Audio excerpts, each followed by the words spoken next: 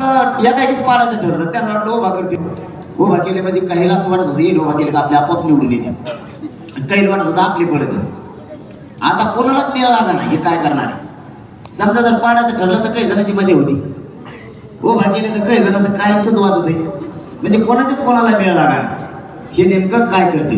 आता त्यांच्यातच अशी पंचायत झाली आहे का, 5-10 मिनिटं आई बोलू का. त्यांच्यात अशी पंचायत झाली, त्यांच्यात झाले 6 पक्ष, एक आहे का 2 आणि तिघ आली ती एकत्र, तिन्हीकडे बी 3-3 आहेत, झाले 6 उमेदवार. किती द्यायचे 2, दोघाला मिळून त्यांचा एक आणि यांचा एक, खाली किती शिल्लक राहिले 4. ते 4 मध्ये मला मी आता पैसे घातले, 5 वर्ष झालं तयारी करतोय आणि मोदीच आणलंय, मग 5 वर्ष मी कवर वाट बघू. मग ते माझ्याकडे देते त्यानंतर आले ते मध्ये आवाज आमच्या झाले 3-3 पक्ष. बहुतेक महा नंबर लागायचा अंदाज नाही. मग आपला आजाराचे मंदिर होतं, मग गाव घ्या. आता मला म्हणजे तयारी लागणे होते नव्हते, ते पुरे पैसे त्याच्यात घातले आणि आता मध्ये तुला नाही जमायचं त्याला द्यायचे. मग आता आम्ही कवर वाट बघायचं, पुढच्या 5 वर्षात जर ते पडलं नाही तर मग करायचं काय. त्यामुळे आमचं संपलंच. मग त्याच्यापेक्षा असं करू आपण, तुम्हाला जे द्यायचं ते द्या, आम्ही तेच पाडतो, तुमचाच येऊन द्या दगड.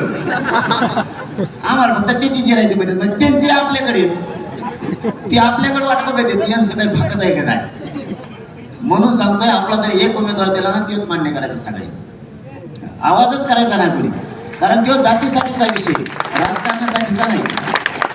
कारण त्यांचे 4 शिल्लक राहिले, ते 4 आता सारखंच होणार, म्हणजे लोकसभेत जातात तसं.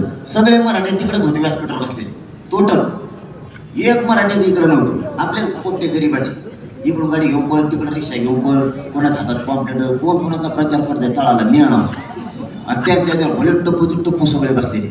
जिल्हा परिषद अध्यक्ष त्यांच्याकडं, माजी आमदार 13-13, 14-14 त्यांच्याकडं, 7 माजी खासदार, आजी खासदार त्यांच्याकडंच, सगळे जिल्हा प्रमुख पक्षाचे त्यांच्याकडंच.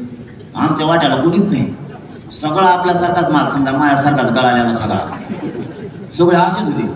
पण हे इतके भारी भरले त्यांना, ते व्यासपीठाच्या खाली आले की त्यांच्यात म्हणायचे आहे गावातच येऊन त्याने पिठे लोक काय करावं रे, काय करत म्हणलं. मग 8 नाव पण दिलं.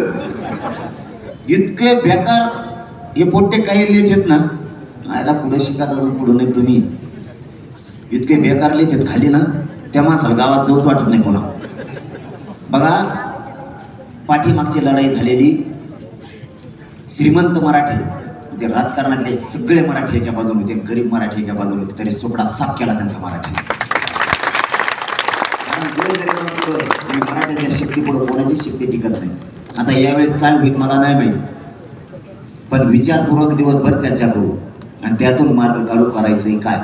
मी या शांतता रॅलीच्या माध्यमातून सांगतोय, या देवेंद्र फडणवीसला छगन भुजबळला दंगली घडायच्या, दंगली होऊ द्यायच्या नाही, शांतता ठेवायची राज्यात. कारण मराठा आणि ओबीसी आपला कसलाच वाद नाही.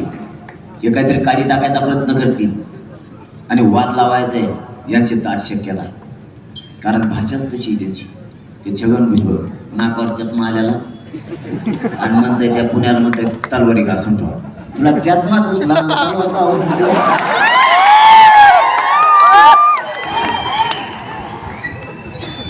काय म्हणावं हे कळत नाही.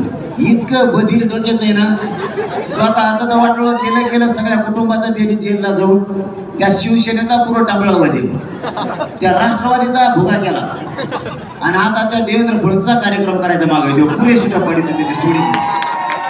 इतकं अपेक्षा पाहायचं आहे ना, भयानक अपेक्षा पाहायचं. आणि तरी हे देवेंद्र फडणवीस त्याचेच बुके घेतोय.